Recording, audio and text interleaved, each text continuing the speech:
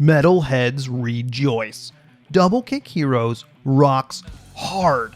24 tracks that range from death metal, beach metal, nu metal, black, Jurassic Opera, I don't know what that is, and there's more.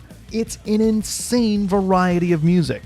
However, Double Kick Heroes is also one of the most challenging rhythm games I've ever played. The speed is tremendous, which makes sense for the genres of music. Let's chat about mechanics, game modes, and controls.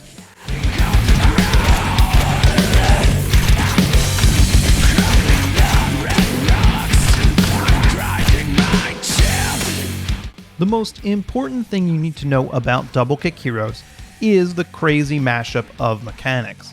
The main focus is the rhythm mechanics, but let's not forget about the enemies chasing the car.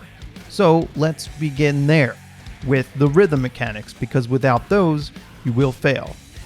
The main track is the kick drum, and it's the only one that matters. If you miss too many notes, then it's game over. The enemies will catch up to the car, and you'll lose a life. The kick drum controls the guns attached to the rear of the car. It's the majority of your damage output. You must alternate the guns to shoot enemies coming from the top and bottom of the screen. It's similar to how a drummer might play double kick drums. The notes will come fast and furious, as you might expect from this type of music. At the lower difficulties, you only need to play the kick drum to get through a level.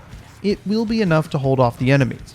Gaining a streak will make the guns more powerful, so as the notes come quickly, there's a greater chance to get the upgrade.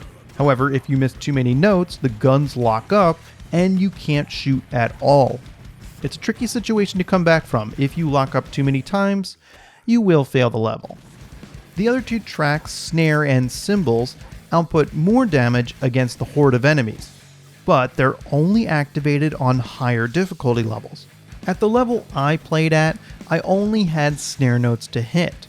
They're not required to finish the level, but they do help. The snare notes build up a meter that when it's over 25% and you hit a special note, a grenade will be lobbed out the back of the car. Getting only some of the notes is enough to get a few grenades, so unless you want to get a high score, it's much easier to skip some of them. So you're managing the rhythm mechanics, but that's not all. You'll also need to move the car out of the way of attacks. On certain levels, you take control of the car and move it up and down. Luckily, the game reduces the difficulty so you can focus. It's a neat mechanic, and I like how they show you the attack is coming in the area where you see the notes. But it's not perfect. It kinda shows you the direction you need to move the car, but not if you have it in the right place. It's challenging to keep hitting the notes and keep track of the car's position. Shifting your brain between the two can break it. Now, we've arrived at the biggest question of Double Kick Heroes.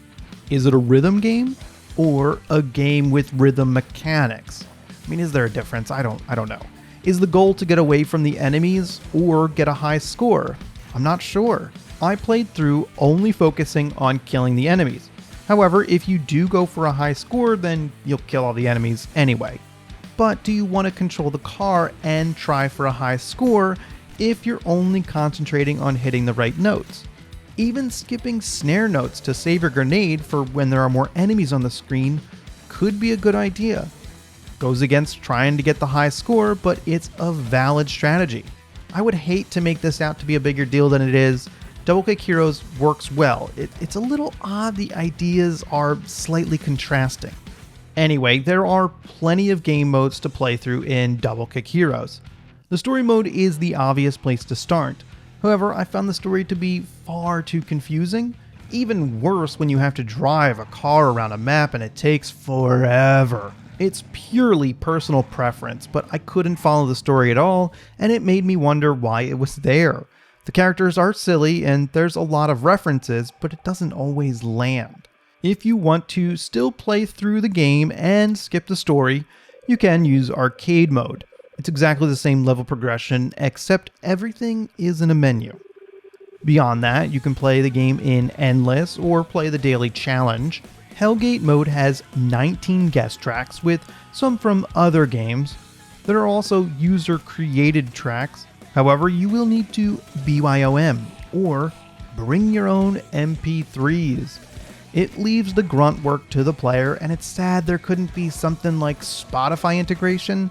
I realize bringing music to games is a huge challenge, and I'm happy they included the ability to create tracks even if there are a few hurdles to using it. However, at this point in my life, I have a very limited supply of MP3s lying around. You should keep in mind that for each of the game modes there are 5 different difficulty levels, but the maximum level would need an inhuman amount of finger speed. I'm not saying it's impossible because I've seen some pros play rhythm games with a keyboard and it's crazy. So I recommend a keyboard over an Xbox controller. For me, pressing the bumpers fast enough is impossible. I tried, and later in the game the kick drum notes come too fast. To be the best there ever was, you'll want a drum controller from a game like Rock Band. If you have one of those, then Double Kick Heroes is a no-brainer. Otherwise, if you're okay with sticking to the lower difficulty levels, then the keyboard works fine. Overall, Double Kick Heroes is a great game and another solid addition to my rhythm game collection. I enjoyed all the music and destroying the hellish demons along the way. Shooting enemies from a car using a drum kit is such a novel idea, it's difficult not to love it. Casual players like me are limited to the lower difficulties. However, it's enough gameplay and still a real challenge. With enough practice, I'm certain you could master it with any input device. Either way, it's metal as hell. I love the theme, and it stands out as a really cool game. Welcome to the best club on the internet, those who watch to the end of the video. I'm in it. You have my gratitude, and if you're not already subscribed to the channel, now's the best time to do it. Thanks for watching.